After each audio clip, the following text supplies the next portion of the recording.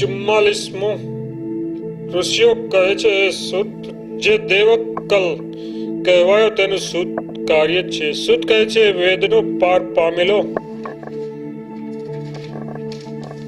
શિવની ભક્તિમાં પ્રીતિમાન, નિરંતર શિવ શાસ્ત્રમાં પરાયણ, જ્યોતિષ્ઠોમાદિ યજ્ઞ કર્મનો કરતા, નિત્ય નૈમિતિક કર્મ કરનારા, ધર્મી નિષ્ઠ એવો દધીચી નામે બ્રાહ્મણ હતો. તેનો તેવા જ સ્વભાવ વાળો સુદર્શન નામનો પુત્ર હતો. તેની દુષ્ટ કુળમાં ઉત્પન્ન થયેલી દુષ્કલ્પા નામની સ્ત્રી હતી. વળી તે બ્રાહ્મણ સ્ત્રીને વશ હતો અને તેને 4 પુત્રો હતા. સુદર્શન પણ નિરંતર શિવની પૂજા કરતો હતો. હે ઋષિઓ, દધીચી તો પૂર્વે જેમ બ્રહ્માના પુત્ર શિવ પૂજા વિશે આસક્ત હતા, એ રીતે શિવ પૂજા તથા નિત્ય ક્રમમાં પરાયણ હતો. તે જે રીતે પોતે કહે તે જ રીતે કર્મ કરે તથા બીજા પાસે પણ કરાવે. હે ઋષિ વર્ય, તે જ દધીચીના દુર્દેવના યોગથી વખત આવ્યો જે વિપરીત થયું તે રીતે મેં સાંભળ્યું, તે પ્રમાણે હું કહું તે તમે સાંભળો. દધીચી કોઈ બીજા ગ્રામ્ય પ્રત્યે ગયો હતો. ત્યાં તેના સંબંધી જનોએ રોકી રાખ્યો. તેમ પોતે જવા વખતે પુત્રને, હે પુત્ર, તું શિવ ભક્તિમાં તત્પર રહેજે એમ કહી ગયો હતો. તેથી તે પણ તે જ રીતે નિરંતર શિવ પૂજન કરતો હતો.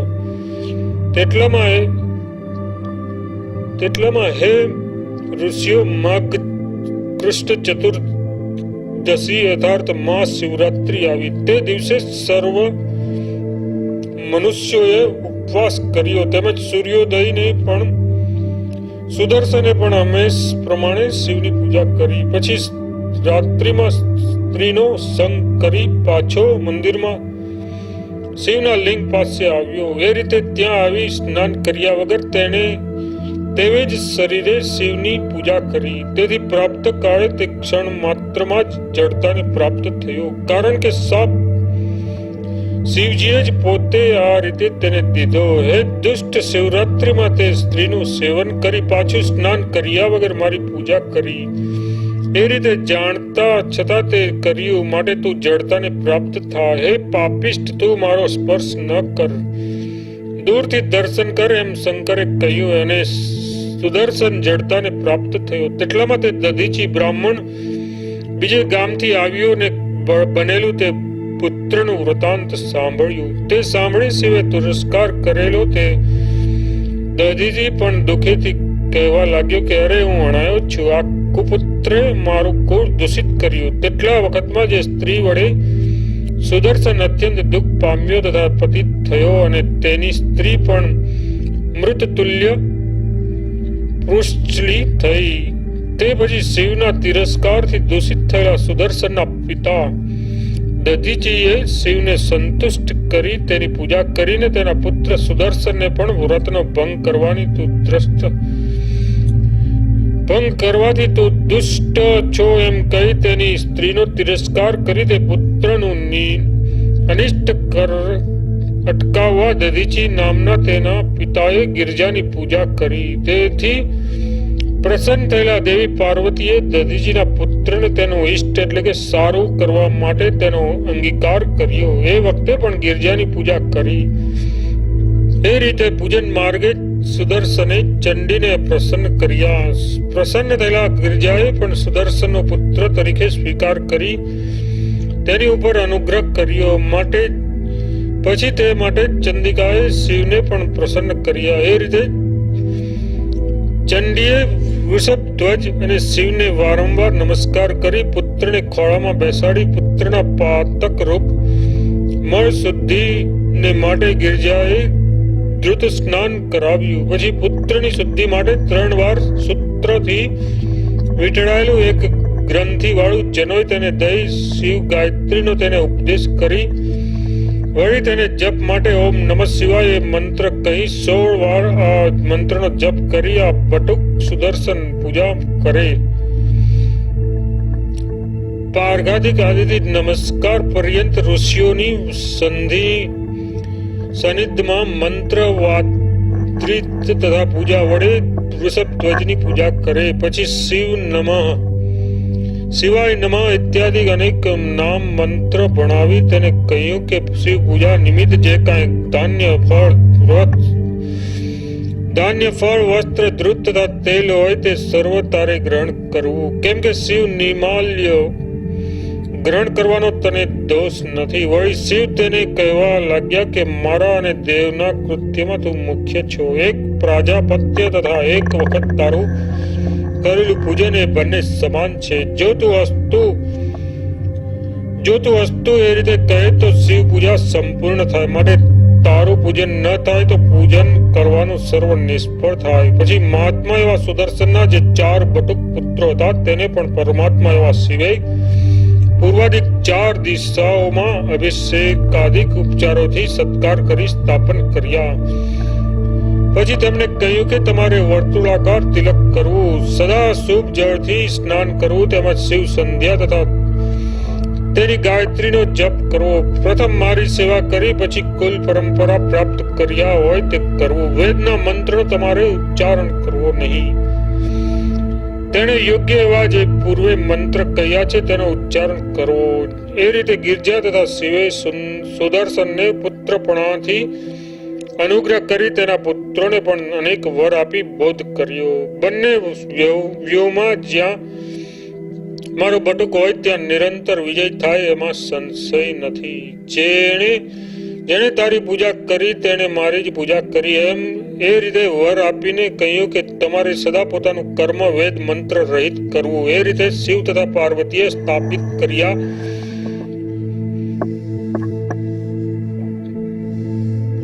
તેથી તેઓ બટુક કહેવાયા. તપથી ભ્રષ્ટ થયા માટે તપોધન મનાયા, પણ શિવ પાર્વતીની કૃપા વડે બહુધા વિસ્તાર પામ્યા. તેથી પ્રથમથી પૂજા થાય ત્યાર પછી મહાત્મા શિવની પૂજા થાય. જ્યાં સુધી બટુકની પૂજા હોય ત્યાં સુધી તેણે શિવની પૂજા ન કરવી. એવી રીતે શિવના વચન છે, માટે તેમ જ કરવું. શુભ વા અશુભ હોય તો પણ બટુકનો પરિત્યાગ કરવો નહીં. પ્રજાપત્ય નિમિત્તે બ્રાહ્મણ ભોજનમાં એક બટુક હોય તો અધિક ફળ દેનાર થાય.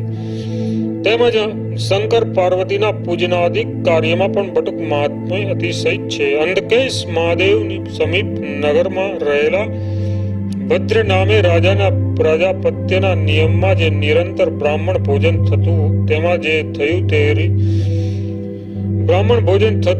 જે થયું તે જે રીતે મેં સાંભળ્યું છે તે પ્રમાણે કહું તે સાંભળો. એ ભક્ત રાજાને શંકરે એક ધ્વજ આપ્યો ને તેણે કહ્યું કે આ ધ્વજથી વ્રત પૂર્ણતા સૂચક ચિહ્ન થશે. હે રાજન, આ મારો આપેલો ધ્વજ પ્રાતઃ કાળમાં તારે ઉભો કરવો. પછી મારું પૂજનાદિક કૃત્ય તથા ભોજન રૂપ પ્રજાપત્ય સંપૂર્ણ થશે. રાત્રિએ એ ધ્વજ પોતાની મેળે પડશે અને વ્રત સંપૂર્ણ થયું નહીં હોય તો રાત્રિએ પણ સ્થિર રહેશે.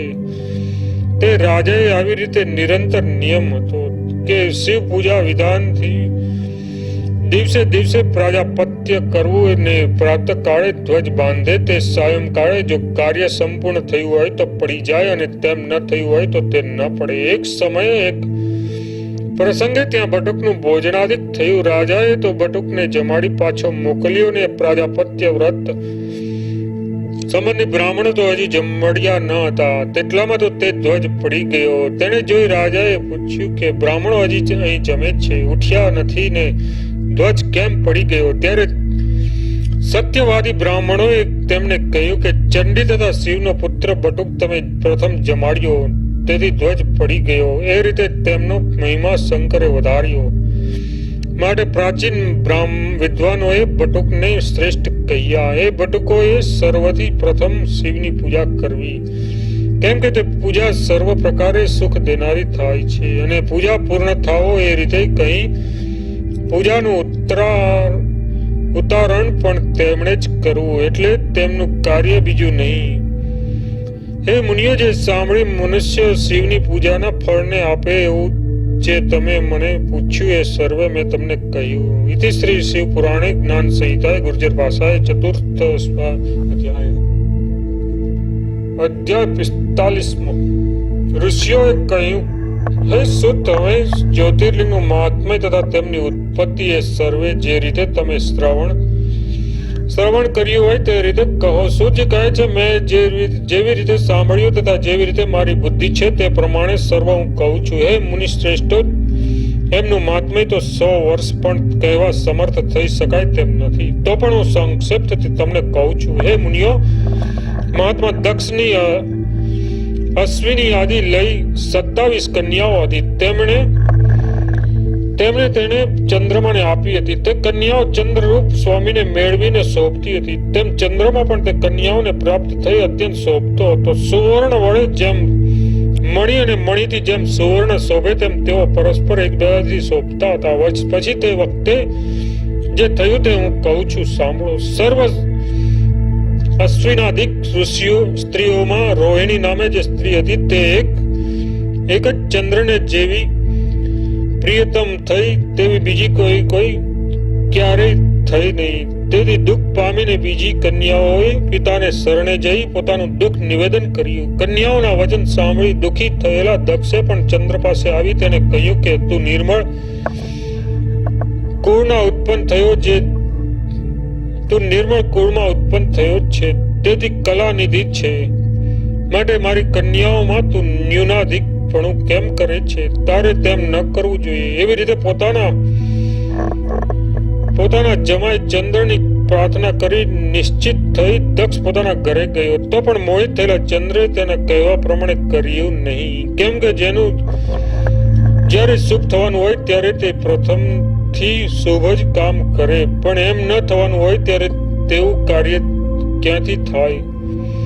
તેમજ ચંદ્રે પણ ભાવીને બળવાન માનીને દક્ષના વચન માન્ય કર્યા નહીં ને રોહિણીમાં જ આસક્ત રહી બીજી કોઈ સ્ત્રીને ક્યારેય માન આપતો ન હતો.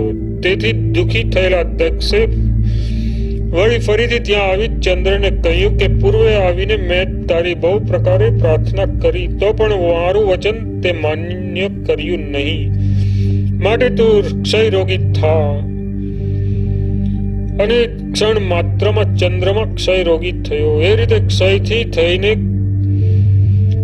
કહેવા લાગ્યો કે અત્યારે હવે શું કરવું ને ક્યાં જવું? વળી ચંદ્ર ક્ષીણતાને પ્રાપ્ત થયો. તેથી જગતમાં પણ હાહાકાર થઈ ગયો. સર્વ દેવતાઓ તથા પુરાતન એવા ઋષિઓ પણ દુઃખી થયા. ગંધર્વો તથા અપ્સરાઓ પણ કહેવા લાગ્યા કે અરે હવે કેમ થશે? એ રીતે ચંદ્રાદિક દેવતાઓ દુઃખી થયા. ત્યારે ચંદ્રે વિક્ષેપિત કરેલા દેવતાઓને બ્રહ્માને શરણે જઈને તે ચંદ્રનું વૃતાંત બ્રહ્માની આગળ કહી દેખાડ્યું. બ્રહ્મા પણ દેવતાનું વચન સાંભળી ચંદ્રે અન્ય પત્નીના અનાદર રૂપ દુષ્ટ કાર્ય કેમ કર્યું એમ કહી બ્રહ્મા કહેવા લાગ્યા કે ચંદ્ર તો સર્વદા દુષ્ટ જ છે. પણ દક્ષે ચંદ્રને આવી રીતે શાપ કેમ આપ્યો? પૂર્વે પણ દુષ્ટ એવા ચંદ્રે કોઈ વખતે અત્યંત દુષ્ટ કાર્ય કર્યું છે. તે હે શ્રેષ્ઠ ઋષિઓ, હું કહું તે તમે સાંભળો. બ્રહ્મા બૃહસ્પતિને ઘેરે જઈ દુષ્ટ એવા ચંદ્ર તેની તારા નામની સ્ત્રીને અપહરણ કરી દૈત્યના આશ્રયથી દેવતાઓ સાથે સ્પર્ધા કરી સામે યુદ્ધ કરવા ઉભો રહ્યો. પછી મેં તથા અત્રેય વાર્યો. ત્યારે બૃહસ્પતિને તેની સ્ત્રી પાછી આપી. પણ તેને ગર્ભવતી જાણી બૃહસ્પતિએ કહ્યું કે હું ગ્રહણ નહીં કરું. કેમ કે ગર્ભવતી કે માટે તે ગર્ભનો ત્યાગ કરે તો પાછી હું ગ્રહણ કરું. તેવા વચન સાંભળી મેં તેનો ગર્ભ ત્યાગ કરાવી પૂછ્યું કે આ ગર્ભ કોનો છે? તેણે કહ્યું કે ચંદ્રમાનો છે. એટલે તે ગર્ભ ચંદ્રે ગ્રહણ કર્યો. ત્યાર પછી મારા કહેવાથી બૃહસ્પતિએ પોતાની સ્ત્રી તારાને ગ્રહણ કરી. એવા ચંદ્રના દુષ્ટ ચરિત્રો અનેક છે, તેનું હું શું વર્ણન કરું? તે તો જે થયું તે કાંઈ અન્યથા થવાનું નથી. પણ હવે આ વખતે શું કરવું એ તે માટે કહું તે સાંભળો. પ્રભાસ નામના શુભ ક્ષેત્રમાં જઈ મૃત્યુંજયના વિધાનથી લોકોનું કલ્યાણ કરનાર દેવના ઈશ લોકના કરતા તથા પ્રભાનિધિ શંકરનું આરાધન કરે તો તેથી પ્રસન્ન થયેલા શિવ તેને ક્ષય રહિત કરશે. એવા પરમાત્મા રૂપ બ્રહ્માના વચન સાંભળી ઇન્દ્રાદિક દેવતાઓ તથા પુરાતન એવા સર્વ દેવતાઓ ચંદ્રને લઈ દક્ષની આશ્વાસન કરી પ્રભાસમાં જઈ સરસ્વતીમાં ખાડો કરી તેમાં શ્રેષ્ઠ તીર્થોનું આહ્વાન કરી ત્યાં ચંદ્રને સ્થાપન કરી સર્વ દેવતાઓ તથા નિર્મળ અંતઃકરણ વાળા સર્વ ઋષિઓ હર્ષથી પોતાના સ્થાનક પ્રત્યે ગયા. ચંદ્રે તો મૃત્યુંજયના વિધાનથી પાર્થિવની પૂજા કરવા માંડી. એ રીતે 6 માસ સુધી ચંદ્રે નિરંતર તપશ્ચર્યા કરી મૃત્યુંજયના મંત્રથી વૃષભધ્વજ એવા મહાદેવની પૂજા કરી. એ રીતે 10 કરોડ મંત્રથી પૂજન કરેલા પ્રસન્ન થયેલા લોકોનું કલ્યાણ કરનારા ભગવાન શંકરે ત્યાં પ્રત્યક્ષ દર્શન આપીને તેને કહ્યું કે તારું કલ્યાણ થયો, હું તને પ્રસન્ન થયો છું, માટે ઈચ્છિત એવો વર તું માંગ આપી તેને કહ્યું કે તારું કલ્યાણ તું માંગ. એવા મહાદેવના વચન સાંભળી ચંદ્રે કહ્યું કે દેવેશ તમે પ્રસન્ન થયા માટે મારે શું અસાધ્ય રહ્યું, તો પણ એ શંકર મારા શરીરનો ક્ષય ટાળો, મારો અપરાધ ક્ષમા કરી મારું કલ્યાણ કરો. એવા ચંદ્રના વચન સાંભળી શિવે કહ્યું કે ચંદ્ર કૃષ્ણ પક્ષમાં તારી કળા દિવસે દિવસે ક્ષય થાઓ ને નિરંતર શુક્લ પક્ષમાં તે કળા પાછી વૃદ્ધિને પ્રાપ્ત થાઓ. એવા મહાદેવના વચન સાંભળી મનમાં અત્યંત હર્ષ પામેલા સર્વ ઋષિઓ તથા દેવતાઓ એ ત્યાં આવીને ચંદ્રને આશીર્વાદ દઈ શિવની પ્રાર્થના કરી કે હે સ્વામીન, અહીં જ તમે સ્થિર થઈ રહો, કેમ કે ચંદ્ર પાર્વતી સહિત તમારું મંત્રાદિક વડે સ્થાપન કર્યું છે. પૂર્વે પણ નિરાકાર એવા તમે થયા હતા.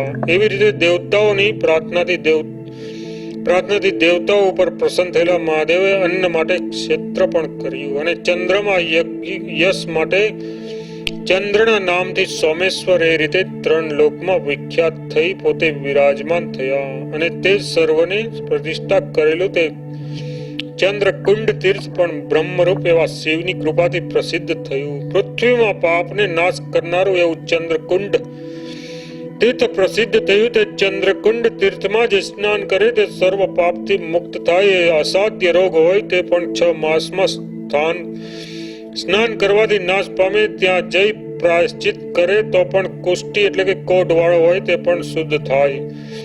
તેમજ પ્રભાસની જે પરિક્રમા કરે તે પૃથ્વીની પરિક્રમા કરવાનું ફળને પામે. જે ફળના ઉદ્દેશથી તે ઉત્તમ એવા તીર્થમાં જે સ્નાન કરે તે ફળને પામે. તેમાં સંશય નથી. એવી રીતનું ફળ જોઈ તે ઋષિઓ તથા દેવતાઓ ચંદ્રને લઈ જ હર્ષથી શિવને નમસ્કાર કરી તે તીર્થને પરિક્રમા કરી સર્વે ગયા. ચંદ્ર પણ પોતાનું કાર્ય કરી પ્રસન્નતા કરતો ત્યાંથી ગયો. હે મુનીશ્વરો, એ રીતે સોમેશ્વરનું લિંગ ઉત્પન્ન થયું. આ સોમેશ્વરનું આખ્યાન મેં તમને કહ્યું. આ સોમેશ્વરની ઉત્પત્તિની કથા જે શ્રવણ કરે તે સર્વ પાપથી મુક્ત થાય. આ પછી હવે ફરીથી મલ્લિકાર્જુનની ઉત્પત્તિ કહું છું. કાર્તિક સ્વામીના વિયોગ વડે સતી માતા ગિરજા જ્યારે દુઃખિત થયા ત્યારે શંભુએ તેને કહ્યું કે હે પ્રિય, તારો પુત્ર કેમે કરી આવે એમ મને લાગતું નથી, માટે ઉત્કૃષ્ટ એવું દુઃખ તું છોડી દે. એવા મહાદેવના વચન પાર્વતીએ માન્ય કર્યા નહીં. ત્યારે શિવે કુમારને બોલાવવા માટે દેવતાઓ, ઋષિઓ, ગંધર્વ તથા હર્ષયુક્ત અપ્સરાઓ આદિને ત્યાં મોકલ્યા. તે સર્વે ત્યાં જઈ કુમારને અનેક પ્રકાર કરી તો પણ વિજ્ઞપ્તિ કરી તો પણ પાછા આવવાની તેની ઈચ્છા જણાય નહીં. ત્યારે નષ્ટ આશાવાળા તે પાછા ફરી પોતપોતાને સ્થાને ગયા. એ રીતે પ્રાર્થના કરતા પણ જ્યારે કુમાર આવ્યા નહીં ત્યારે ગિરજા એવા દેવી પુત્રના વિયોગ દુઃખને પ્રાપ્ત થયા અને શંભુ પણ પોતાના પુત્ર પાછો ન આવવાથી અત્યંત દુઃખ પામ્યા વળી શુભ એવા કૌંચ પર્વત પર ગયેલા પુત્ર કાર્તિક સ્વામી તો ત્યાંથી પણ 3 યોજન દૂર જઈ વિરાજમાન થયા. તો પણ પાર્વતી સહિત મહાદેવના પુત્રના વીરાનું દુઃખ શાંત થવા માટે અંશ વડે જ્યોતિર્રૂપનો આશ્રય કરી જ્યાં કાર્તિક સ્વામી હતા ત્યાં જઈ વિરાજમાન થયા. તે દિવસથી શિવનું તે મલ્લિકાર્જુન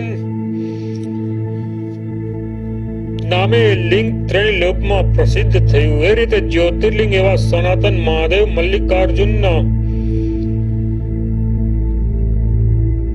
મલ્લિકાર્જુનના લિંગમાં જે દર્શન કરે તે સર્વ પાપને મુક્ત થાય, સર્વ દુઃખ તેના દૂર જાય અને અત્યંત સુખ પામે. ફરીથી ગર્ભવાસના દુઃખને પામે નહીં અને ધન ધાન્ય સમૃદ્ધિ પ્રતિષ્ઠા તથા આરોગ્ય પામે અને તેનું સમગ્ર ઈચ્છિત થાય એમાં સંશય નથી. લોકના કલ્યાણ માટે મલ્લિકાર્જુન નામનું બીજું જ્યોતિર્લિંગ મેં તમને કહ્યું. ઇતિ શ્રી શિવ પુરાણે જ્ઞાન સંહિતાય ગુર્જર ભાષાય પંચત્વારીસોધ્યાય. અધ્યાય 46મો. ઋષિઓ કહે છે, હે સૂત, વ્યાસના પ્રસાદથી સર્વ વસ્તુઓ તમે જાણો છો ને જ્યોતિર્લિંગની કથા સાંભળી અમને તૃપ્તિ થતી નથી, માટે ફરીથી તે કથા અમને કહો. સૂત કહે છે, આપ જેવા સાધુઓના સંગથી હું કૃતકૃત્ય છું. એ માટે પાપને ટાળે એવી કથા કહું તે સાંભળો. લોકોને પાવન કરનારી પવિત્ર ક્ષિપ્રા નામની નદીના કિનારે પણ સર્વને મુક્તિ આપનાર અવંતી નગરીમાં સર્વ કર્મમાં પ્રતિમાન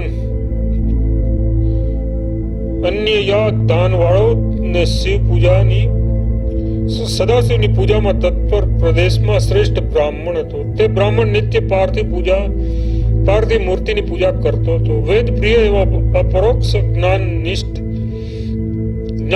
તે બ્રાહ્મણ બ્રહ્મનિષ્ઠ એવા સાધુઓના પદને પામ્યો. હે ઋષિઓ, તે બ્રાહ્મણને પોતા સરખા જ દેવ પ્રિયમેય, ત્રીજો સુવ્રત તથા ચોથો ધર્મવાદી એ નામના 4 પુત્રો હતા. તેઓ ધર્મારાધક,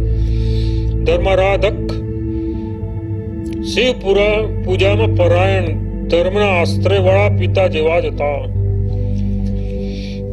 ધર્મનિષ્ઠ તે બ્રાહ્મણ નિત્ય પાર્થિવ મૂર્તિની પૂજા કરતો હતો. વેદ પ્રિય એવો અપરોક્ષ જ્ઞાન નિષ્ઠ તે બ્રાહ્મણ બ્રહ્મનિષ્ઠ એવા સાધુઓના પદને પામ્યો. હે ઋષિઓ, તે બ્રાહ્મણને પોતાના સરખા જ દેવ પ્રિયમેઘ, ત્રીજો સુવ્રત તથા ચોથો ધર્મવાદી નામના 4 પુત્ર હતા. તેઓ ધર્મરાધક, શિવ પૂજામાં પરાયણ, ધર્મના આશ્રય વાળા પિતા જેવા જ હતા. તેમના પુણ્ય પ્રતાપથી શુક્લ પક્ષમાં જેમ નિરંતર ચંદ્ર વૃદ્ધિ પામે તેમ પૃથ્વીમાં સુખ વૃદ્ધિ પામતું હતું, તેમજ તેમના શ્રેષ્ઠ ગુણો પણ વૃદ્ધિ પામતા હતા.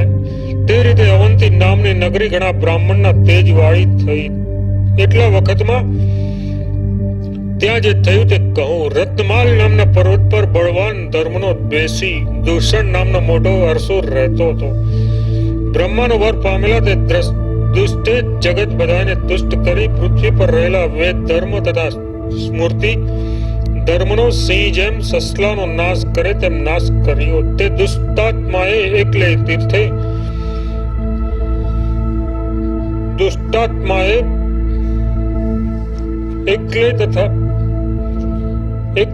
તીર્થે શ્રેષ્ઠ તથા અરણ્યમાં રહેલા વેદ ધર્મ લેશ પણ રહેવા દીધા નહીં.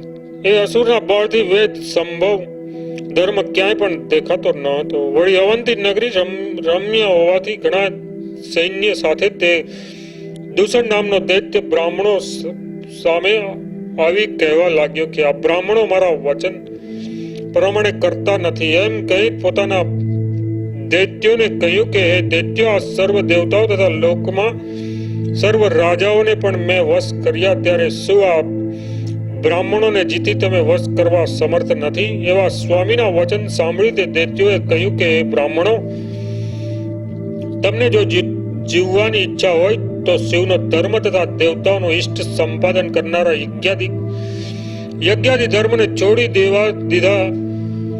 દીધાથી સુખી થાઓ, અન્યથા પ્રાણ ધારણ તથા સુખથી રહેવામાં પણ સંશય રહેશે. એમ બ્રાહ્મણોને કહીને તે દૈત્યો સ્વામીનું પ્રિય કરવાનું વિચારી બળવાન એવા 4 દૈત્ય ચારેય દિશાઓમાં પ્રલય સમયે જેમ રુદ્ર જગતનો નાશ કરવા માટે જાય તેમ આગળથી ગયા. એવા દૈત્યોના વચન સાંભળી શિવના ધ્યાનમાં તત્પર એવા તે બ્રાહ્મણોને વિચાર કર્યો કે દૈત્યો શિવની આગળ કોણ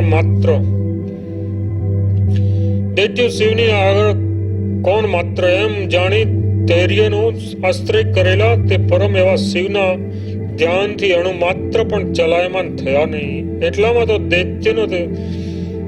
દૈત્યોએ શુભ એવી તે અવંતી નગરી ઘેરી લીધી અને સર્વ લોકોને પીડિત કર્યા. પીડા પામેલા નગરના લોકો બ્રાહ્મણો પાસે આવી કહેવા લાગ્યા, હે સ્વામીન, શું કરવું? દુષ્ટો ઘણા નજીક આવ્યા તથા ઘણા લોકોને તેને હણ્યા. એવા તે લોકોના વચન સાંભળી શ્રેષ્ઠ એવા તે બ્રાહ્મણોએ તે લોકોને કહ્યું કે અમારી પાસે પારકા ભયને ટાળે એવું સૈન્ય નથી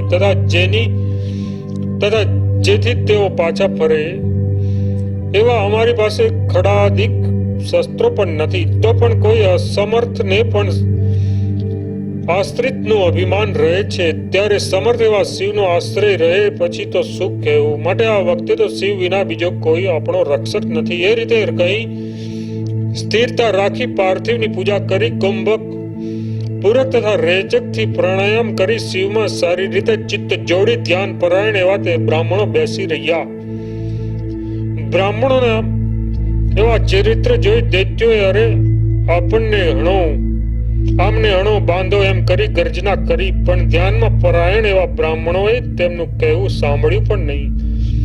તેટલામાં તો તે પાર્થિવ સ્થાન પર મોટા શબ્દ સાથે ગર્ત એટલે કે ખાડો થયો. તેમાંથી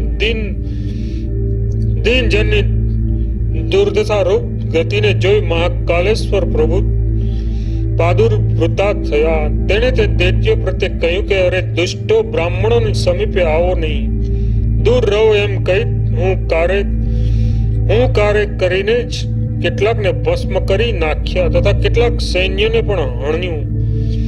કેટલાક પલાયન કરી ગયું. પછી પરમાત્મા એવા તે શિવે દૂષણા સૂરને પણ હણ્યું. સૂર્યના પ્રકાશથી જેમ અંધકાર ક્ષય પામે તેમ શિવને જોઈ દૈત્યનું સૈન્ય નાશ પામ્યું. તે વખતે દેવતાના દુદંભી નગારા વાગ્યા અને આકાશમાંથી પુષ્પની વૃષ્ટિ થઈ. શિવજી બ્રાહ્મણોની આશ્વાસન કરી તેમની પર પ્રસન્ન થયા. તેઓને પણ પ્રસન્ન થયેલા મહાદેવ પાસે આવી રીતે માગ્યું કે હે દેવેશ, અમને મુક્તિ આપો અને લોકની રક્ષા માટે અહીં સ્થિર થઈ રહો. એ રીતે બ્રાહ્મણોએ પ્રાર્થના કરી. તેથી મહાદેવે તે બ્રાહ્મણોને મુક્તિ આપી. ભક્તોની રક્ષા માટે સુશોભિત એવા તે ગર્ત વિશે પોતે વિરાજમાન થયા. શિવની પાસે 4 દિશાઓમાં કોષ સુધી દેશમાં લિંગરૂપ થઈ રહ્યા ને તે મહાકાલેશ્વર ત્રિલોક્યમાં વિખ્યાત થયા. હે ઋષિઓ, તે મહાકાલેશ્વરનું જે દર્શન કરે તેને સ્વપ્નમાં પણ દુઃખ આવે નહીં. જે કામનાની અપેક્ષા કરી માણસ મહાકાલેશ્વરને સેવે તે કામનાના ફળે તે આ સર્વ આખ્યાન મેં તમને કહ્યું. વળી પરમ એવું વચન કહું તે સાંભળો. ઓમકાર કારાકાર યંત્ર તો ત્યાં જે રીતે થયું તે હું કહું છું. કોઈ વખતે ભગવાન એવા નારદ ગોકર્ણ નામના શિવ પાસે જઈ પોતે વિંધ્યાચલમાં આવ્યા. ત્યાં વિંધ્યાચલે ઘણા માન પુરસ્સર તેની પૂજા કરી કહ્યું કે મારે વિશે સર્વ છે, ક્યારેય કાંઈ પણ ન્યૂન નથી. એવા અભિમાન યુક્ત વચન સાંભળી પારકા અભિમાનને નાશ કરનારા નારદ નિશ્વાસ મૂકી ત્યાં વિરાજમાન થયા. વિંધ્યાચલે તેનો નિશ્વાસ સાંભળી તેને કહ્યું કે નિશ્વાસના કારણરૂપ એવું મારી પાસે તમે શું જોયું? એવા તેના વચન સાંભળી નારદે તેને કહ્યું કે તારા પાસે બધું છે, પણ મેરુ તારા કરતા અતિશય ઊંચો છે.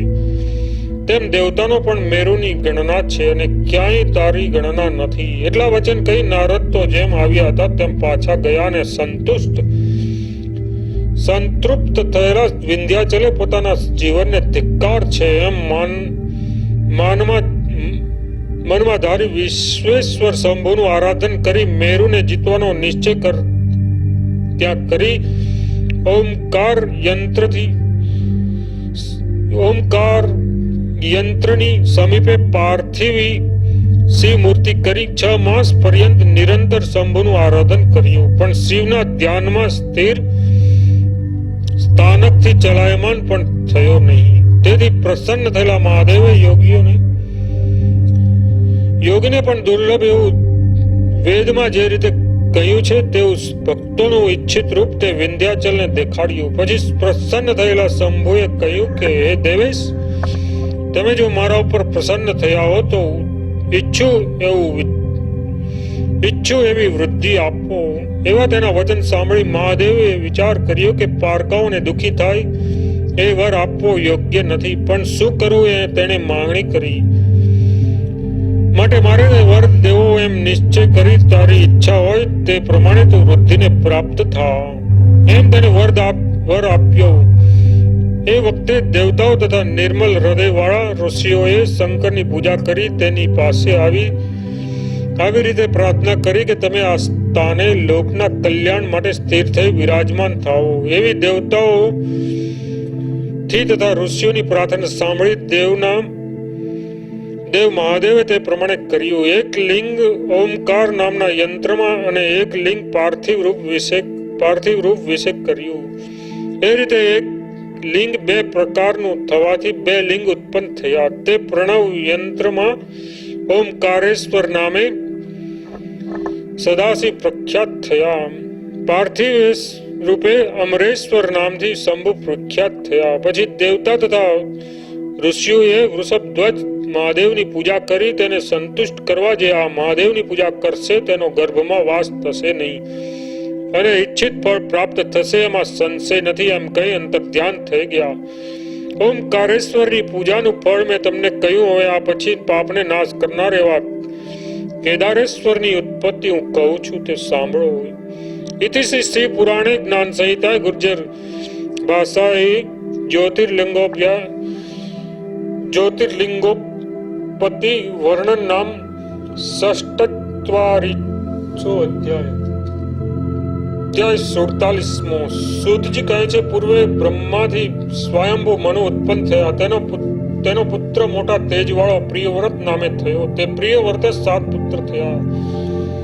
તેઓ માટે પ્રિયવ્રતે મેરુ પર્વતની પાછળ 7 વાર પોતાનો રથ ફેરવ્યો. એ રીતે પૃથ્વીના 7 દ્વીપો કર્યા અને ભ્રમણ ફરતી સમયે જે ચીલા થયા તે 7 સમુદ્ર થયા. પછી તે રાજાએ પોતાના 7 પુત્રોને એક દ્વીપનું રાજ્ય આપી તે ઉત્તમ વંશધારી પોતે મુનિઓની ગતિ પામ્યા. તે રાજાના શ્રેષ્ઠ પુત્ર અગ્નિદેશ સુખેથી જંબુદ્વીપમાં રાજ્ય કર્યું. તેનો નાભી નામે પુત્ર થયો. તેને પણ પોતાના પિતાની પેઠે રાજ્યનું પરિપાલન કર્યું. ઋષભ આદિ તેના પુત્રો મુનીશ્વર થયા. તે મહાત્મા ઋષભને 100 પુત્ર થયા. તે સર્વમાં શ્રેષ્ઠ ભરત નામે પુત્ર થયો. રાગ રહિત એવા યોગીન્દ્ર થયા. જે મહાત્માઓએ જનકને જ્ઞાન આપ્યું હતું. કર્મ માર્ગમાં પરાયણ એવા 81 પોતાનું ક્ષત્રિયોનું કર્મ યથાસ્થિત કરી મોક્ષ પરાયણ થયા. હે ઋષિઓ, બાકી રહેલા 9ના હિત માટે ઋષભે પોતાના દ્વીપના 9 ખંડ કર્યા. તેઓના નાનકડા 9 પુત્ર રહ્યા છે. તો પણ તે સર્વનું નિયમ કરવા માટે ઈચ્છવા લાયક આ ખંડમાં ભરતને રાજા કર્યા. જે ભરતના ખંડ નામથી આ ભરતખંડ કહેવાયો. બધા ખંડમાં આ ભરતખંડ શ્રેષ્ઠ કહેવાય છે. સર્વ સત્કર્મોથી સુખાવન એવા ખંડને દેવતાઓ પણ ઈચ્છે છે. હે મુનીશ્વરો, સર્વખંડમાં લોકની રક્ષા માટે વિષ્ણુના નાના પ્રકારના અવતાર પણ કહ્યા છે. તેમાં પણ ભરતખંડમાં બદ્રિકાશ્રમમાં નરનારાયણ રૂપે પરમેશ્વર કહે છે, જે લોકોના હિત માટે નિરંતર તપશ્ચર્યા કરે છે. ત્યાં કેદાર નામે હિમવાનનું શિખર છે, જેમાં નિરંતર રહેતા નરનારાયણે પાર્થિવ પૂજા માટે શિવની પ્રાર્થના કરી. હે ઋષિ શ્રેષ્ઠો, ભક્તિને આધીન હોવાથી ત્યાં શિવ પધારતા હતા. કોઈ વખતે પ્રસન્ન થયેલા પરમેશ્વરે નર નારાયણને કહ્યું કે તમે એ મારી પૂજા કરી એ ઘણું સારું કર્યું, કેમ કે નિષ્પૃહ એવા તમને તપના ફળનું શું કામ છે? પરિપૂર્ણ કામવાળા તમને કાંઈ પણ જરૂર નથી, તો પણ તમે સારી પૂજા કરી માટે હું તમને પ્રસન્ન થયો છું. માટે વર માટે માંગો. એવા મહાદેવના વચન સાંભળી તે નર નારાયણ લોકના હિત માટે મહાદેવજીને કહ્યું કે હે દેવેશ, જો તમે પ્રસન્ન થયા હોત ને તમારે અમને વર જ આપવો હોય તો શંકર તમે પોતે પૂજા માટે જ્યોતિર્રૂપે અહીં બિરાજમાન થાઓ. એ રીતે નર નારાયણના પૂજનથી શિવ કેદાર નામના હિમ શિખર પર જ્યોતિર્રૂપે બિરાજમાન થયા. નર નારાયણે પૂજન કરેલા સર્વ દુઃખને ટાળનારા એવા શંભુ લોકના ઉપકાર માટે તથા ભક્તોને દર્શન દેવા માટે કેદારેશ્વર નામથી સ્થિર થઈ ગયા. ત્યાં બિરાજમાન થયા. દેવતાઓ તથા સનાતન એવા ઋષિઓ કેદારેશ્વરની પૂજા કરવા લાગ્યા. એ રીતે શિવનું પૂજન કરવાથી બદ્રિકાશ્રમમાં રહેવા વાળા ઋષિઓ પવિત્ર થયા. જ્યારથી કેદારેશ્વર ત્યાં બિરાજમાન થયા ને ભક્તિ વડે જેણે તેની પૂજા કરી તેને સ્વપ્નમાં પણ દુઃખ પડ્યું નહીં. એ રીતે કેદારેશ્વર બિરાજમાન થવાથી ત્યાંના નિવાસી સર્વ અત્યંત સુખને પ્રાપ્ત થયા. હરિ તથા હરના નામથી અંકિત એવા ઉત્પન્ન થયેલા કંકણને હરિને પ્રિય એવો જો ધારણ કરે તો તેનું રૂપ જોઈને માણસ સર્વ પાપથી મુક્ત થાય. જે બદરીને વનમાં જઈ નર નારાયણનું તથા કેદારેશ્વરનું દર્શન કરે તે જીવન મુક્ત થાય, એમાં સંશય નથી. હે ઋષિઓ, જે તમે પૂછ્યું હતું તે મેં તમને કહ્યું. આ કથા જે શ્રવણ કરે તેના સર્વ પાપ નાશ થાય, એમાં સંશય નથી. આ રીતે હવે ભીમ શંકરનું મહાત્મ્ય કહું છું. ઇતિ શ્રી શિવ પુરાણે જ્ઞાન સંહિતાએ ગુર્જર ભાષાએ જ્યોતિર્લિંગ મહિમા વર્ણનમ નામ સચ્ચત્વા અધ્યાય.